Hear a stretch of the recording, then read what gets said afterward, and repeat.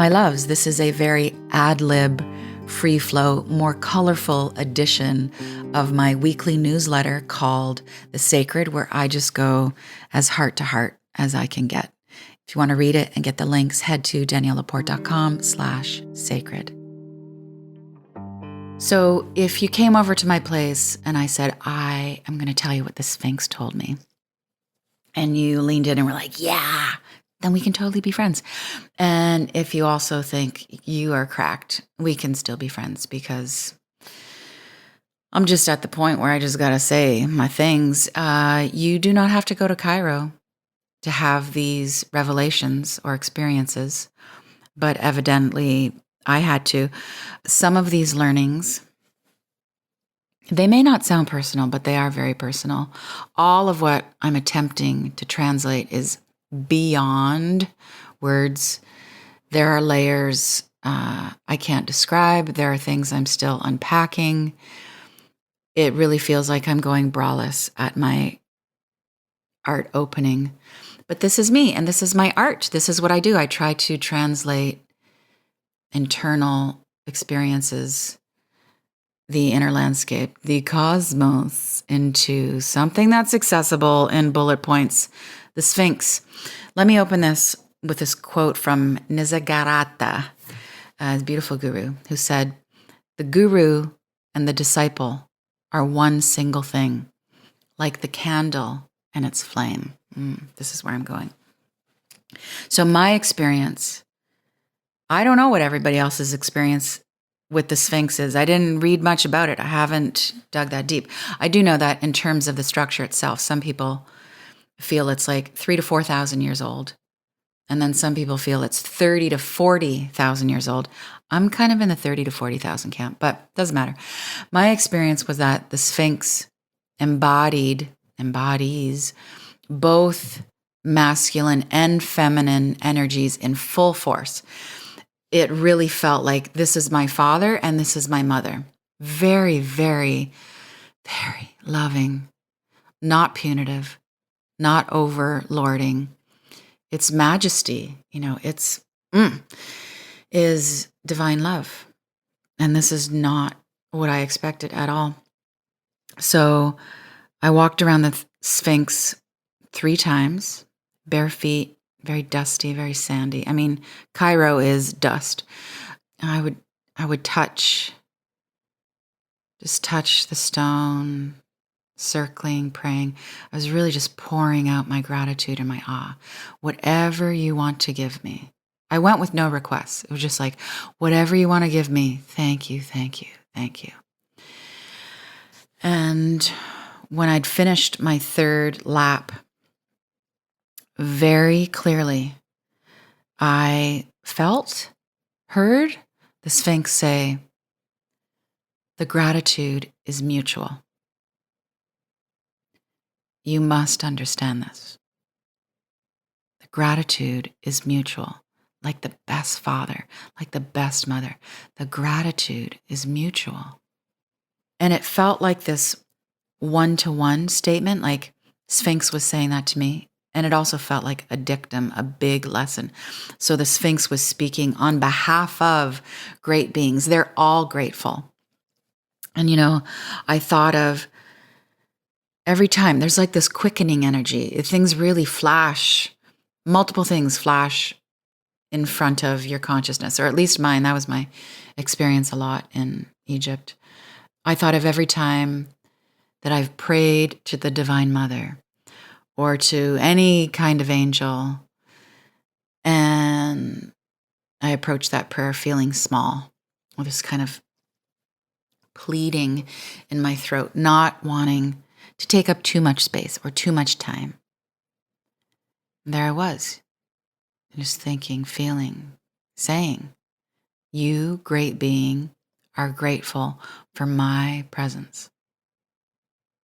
So humbling to know this. It is so inviting. And it was so incredibly inspiring because it made me want to step up into all of the divinity, my divinity, the divinity of the divine, of the Sphinx, of the mother, of all the teachers. I'm going to step into it like I'm here. We're all on the stage together. We're grateful, mutually grateful. Gratitude is mutual. And then I had this extraordinary moment of solitude.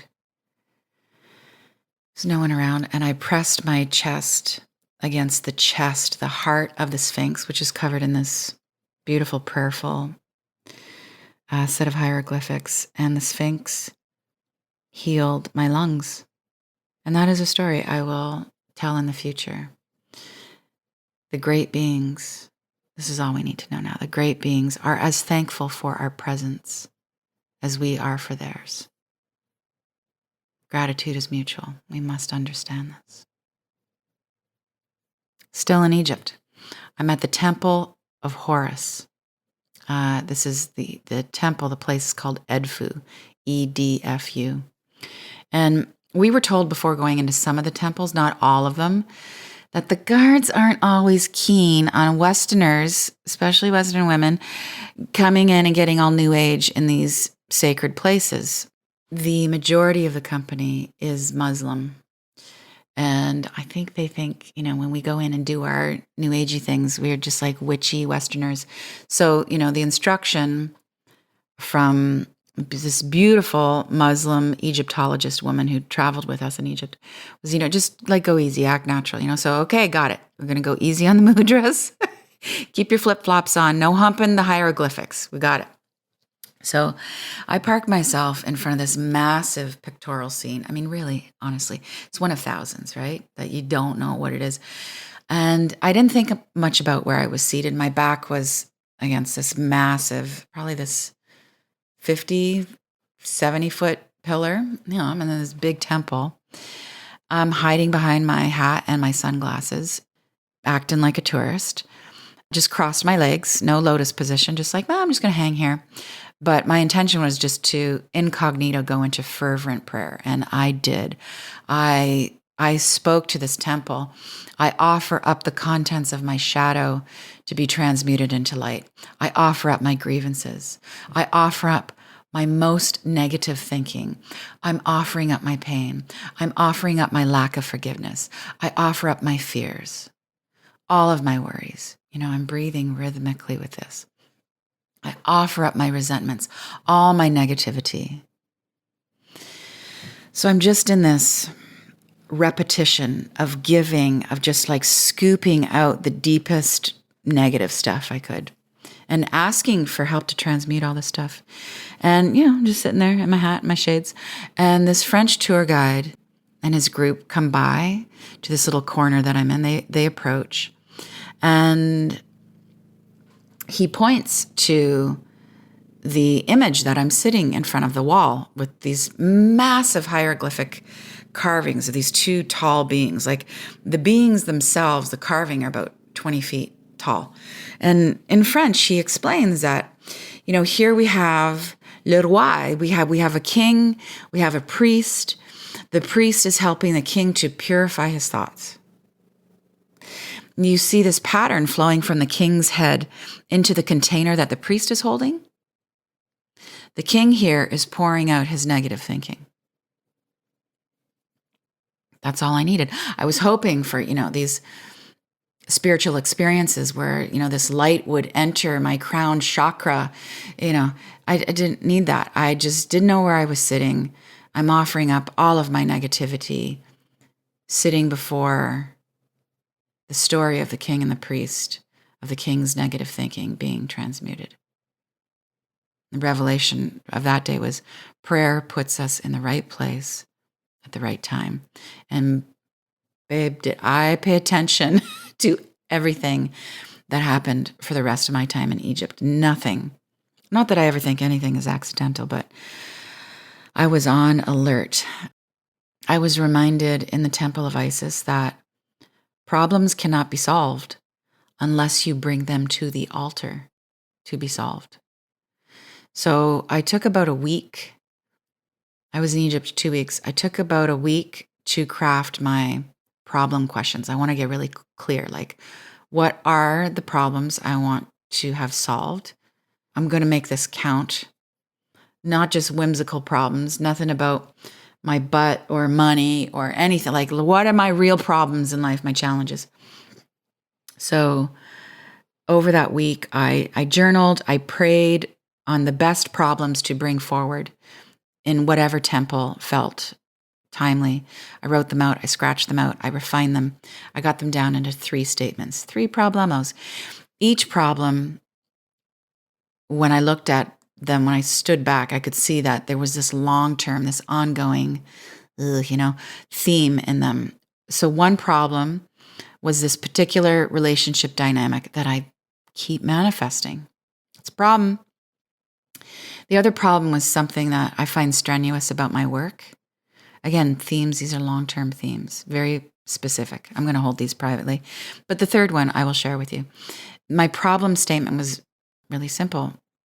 The world breaks my heart. That's a problem. The world breaks my heart.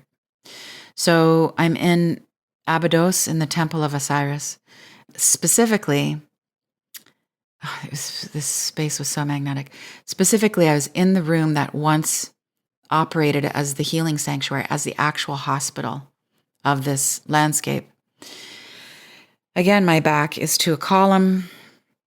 I've been in meditation. I'm praying.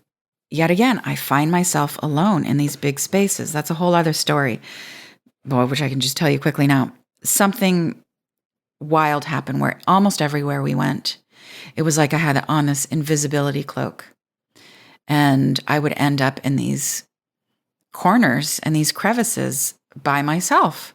Like the guards would leave and everybody would leave. And I was able to chant in solitude. And there I was in Abydos, and I spoke my 3 problem statements with like such great emphasis. I offered them up and I was given very clear answers. I was given a lot of relief. As for the problem statement, that the world breaks my heart, the answer was, let it. The heartbreak is the portal to the power. There were so many other layers. There are more specifics. There are insights that help me dissolve my judgment, celebrate my lovingness, giving myself credit for when I get it right. I have a much better understanding about how light works. I have clearer seeing. And just trying to explain this, I just feel foolish. I feel like I'm not doing any of it actual justice. I'm just really grabbing at the brightest colors of just these few experiences and many. I'm just trying to get something useful and applicable to you. But this is my art, and art is messy. Hope that was helpful in every way possible. If it was, please feel free to subscribe so we can inject the algorithm with real intelligence. And please share for anybody else who needs a little more sacred in their life. Always, always with love, Danielle.